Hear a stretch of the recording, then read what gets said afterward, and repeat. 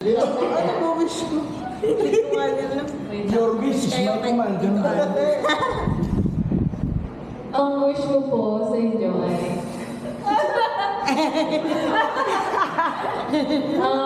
continue doing po what makes you happy. Tagalog na. Pero alam ko ay magpatuloy mo. Alam ko yun. Ipagpatuloy mo po gawin kung ano po ang nagpapasaya sa inyo tsaka kung ano po nagpapabuti po sa buhay nyo. Para sa amin din. Thank you. Para isa na. Namatay. Nakikita ko sa'yo na napakasipag mo ngayon sa trabaho ko. Ayun, yun lang. I'm from healthy life and do what makes you think. Ay, sorry. Ano ba? Yung hindi ko mapapangako. Ano lang, healthy life and keep doing what makes you happy. Tagalog nga ni. Ay, ano ba? Makikisa ka ang lasa. Gawin mo kung ano magpapasaya sa'yo as long as you live long. Yun lang. Tama yan. Ano, continue being determined. Wow! Ayaw ko yan! Hindi ikaw yan sa... Hindi ikaw yan sa... Hindi gawin ko yan. Determinado sa, Ayun! sa trabaho, sa life, and yung sa path na tatahan, sana lang sa tama, tsaka mabuti. Ito malupit to. Dapat tayo lang sa isa. Ayusin mo yan. Hindi na kayo. Simple lang. Hindi ko maintindihan. Sa tumagal. Hindi ko maintindihan. Sana tumagal ka pa. Ayusin mo! Ayusin! Sana tumagal ka pa sa trabaho mo. Saka sana tumagal rin kayo ni Tita Jem. Jen! Ay, Jen ba? Jen! Jenna Lynn! Sana tumagal sana kayo at gabayan ka sana ni Lord. Yes. Yan lang.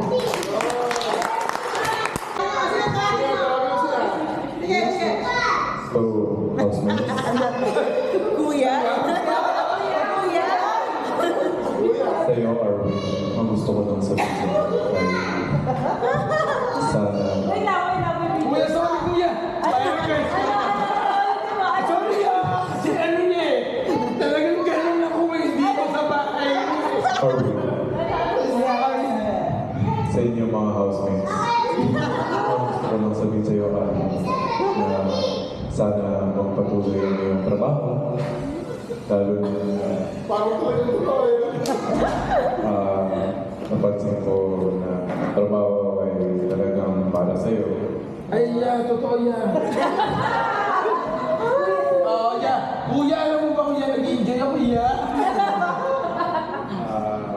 Sana magtagal ang trabaho mo at talagang itong trabaho na ito ay itong daan para umunlad ka sa buhay. Ay, parang alam mo kasi kung naman. Ay! Mali. Ayun, sana patuloy mo itong trabaho na ito. At ito ay maging daan para mag-ulat ka sa iyong buhay. Tapos sa'yo, wish ko lang sa'yo, patuloy mo lang, like, parang paunting diretso. Yun talaga. Laban lang. Laban lang sa... Kaya ito, happy birthday sa'yo, Arvin. Thank you. Kilala naman natin si Arvin. Bilang happy-go-lucky dati. Na nung nagsabi siya sa akin na kailangan niya ng tulong, of course, nandyan tayo. Ganun naman talaga. May time sa buhay natin that kailangan natin yung mga totoong nagpapahalaga. So, binigyan natin siya ng chance. So ito yon.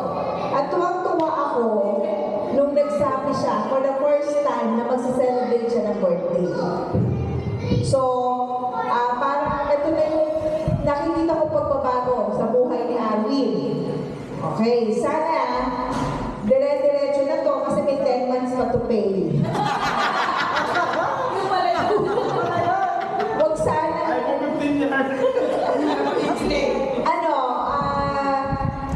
masaya kami lahat. Kung nakikita mo, Arwin, masaya kami sa nangyayari sa'yo.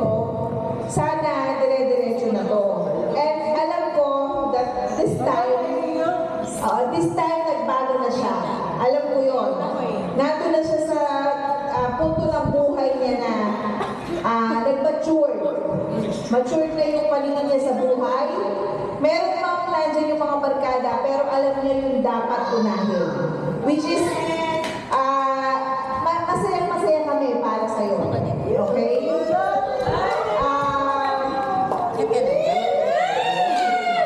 Germ lang. Tapos, isa pa, ang wish ko sa'yo, sana, ito na yung time that magkaroon ka ng yung sariling pamilya. Nakikita ko rin yung pagpaplano mo sa buhay mo. Yung bahay na pinupundar mo, dire-diretso na yan. And I know, bahay na pinupundar nyo, dire-diretso na yan. Basta magdasal ka lang lagi. Ako, ang pananaw ko sa buhay, basta ipag-pray mo lang lahat.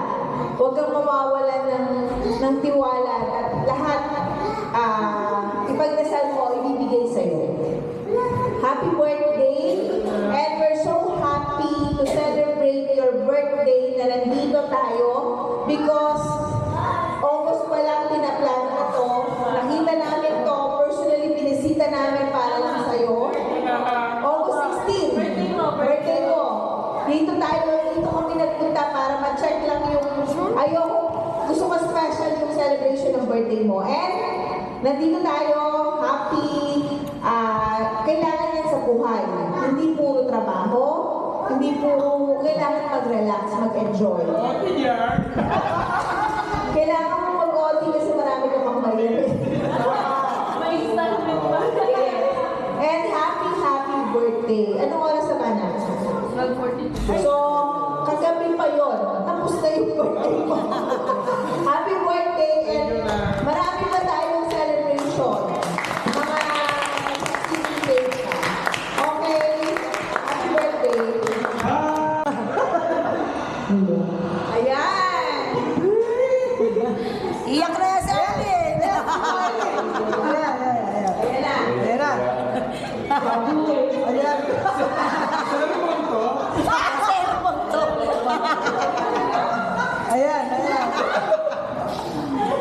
Hindi. Bukas, mauna kami sa ilisi ko na electric fan. Ayan na, makinig ka. Wish ko sa'yo, sana matupad mo pa kung ano yung mga pangarap mo at pangarap nyo. Siyempre, good health para sa'yo kasi masyado mong kinakarir yung trabaho mo. Siyempre, kailangan magpahinga ka rin kahit minsan. At sana, huwag kang makakalimot sa mga taong tumulong sa'yo noong time na wala ka. Kasi sila yung magpapatunay sa'yo na minsan nadapa ka, may mga taong tumulong at nagbigay ng kamay para makatayo ka muli. Kasi yan ang napapansin ko sa'yo na nakakalimutan ka minsan. Pero sana, iisipin mo na hindi mo kailangan kalimutan ng mga tao nagbibigay sa'yo ng tulong. Hindi lang dahil sa kasi sa dahil na meron ka ngayon, kailangan magbigay ka din. Basta kung anong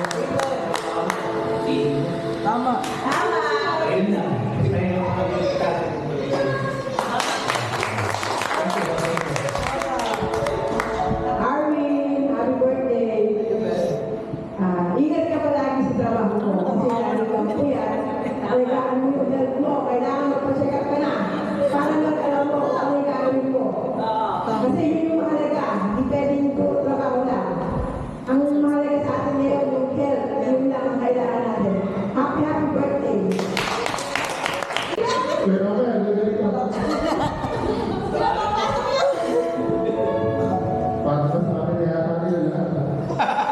So, ngayon pala, Ganyan yan siya. first time, alam natin na yung pinakamasaya birthday ko siguro na kasama ko yung talagang family ko, kasama ko yung mga pinsan ko, mga kapatid ko. So, Birthday yan. Nakakahawa ka. So, itong kabin ko, itong araw na ito, pinagdaanan talaga natin ito. Kumbaga, binigyan natin ito sa'yo sa aking iyon, itong araw na ito. So, alam naman natin na iba na yung dati mo pinagdaanan sa ngayon. So, kailangan be proud of yourself na maging confident ka sa sarili mo na kaya mo. Yung dati kasi nalimutan mo rin. Kumbaga, nandito ka sa pagiging mature. Papunta ka na dun sa mga bagay na mga gusto mo. Hindi na yung tulay natin mo. Pataan mo, inom dito, inom doon, uwi na ng madaling araw. So, Hindi kayo inuwi ko ng madaling araw, trabaho. ito na yun, madaling araw yun. Kumbaga, maganda yung tinatahan mo ngayon. Kaya, wish namin lahat yung maging masaya ka sa girls mo at sa lagi ka mag-iingat, lalo sa trabaho mo kung uwi ng medyo gabi. Yun lang. All the best. Happy birthday, Mang Boy. Oh, isa. Sana tuloy-tuloy lang yung pagbabago mo. Tsaka, gaya nga nasabi ni Aileen. Babago na tayo. Mahalin mo yung mga tao nagmamahal din sa'yo. Naman. Tugon. Tugon. Alam mo na yun, sa? Ikaw, Siyempre, una sa lahat, kapasalamat ako sa Panginoon Diyos sa blessing. Another one ang buhat natin. Tama. Tapos, siyempre, pangalawa sa Angel. Nandyan siya, meron ako wala. Then, yung panahon na yun, naliliyo ako na. Hindi, wala ako noon. Pero, siya yung lagi yung nagagawa sa akin. Pag may mali ako yung ginagawa, pag yan, hindi, seryoso yun. Pag siya yung sumalagay sa akin, si Jeff. Tapos, siyempre kayo dito, maraming salamat, gano'n. Nandiyan kayo lang ako, supporta kayo na, ikaw, Mia. Kahit na marami kong mga naging mali, mga kamaan na panahon. Pero siyempre, naitama natin yun. Tao lang tayo, gano'n talaga. Kumbaga, hindi ka matututo, hindi ka madala. Siguro hindi ka dapat mga sepunta pa gano'n. Marami ng dresses. Sobrang dami na. Sobrang dami na dapat. Pero siyempre, mahal pa rin tayo ni Lord, hindi tayo pinabayaan. Kahit na sobrang dami natin pagkukulang. Kumbaga nagkakasalamat ako sa nangyayari sa buhay ko ngayon kasi hindi ko ni-expect ito. Na pwede pa ba magbago lahat. Kaya kung anong level na yun, siyempre mas pinapahalagahan ko yun, lalo na sa trabaho.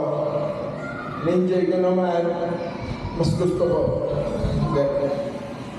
Yun lang, maraming salamat sa inyo lahat. Thank you. Salamat kami ko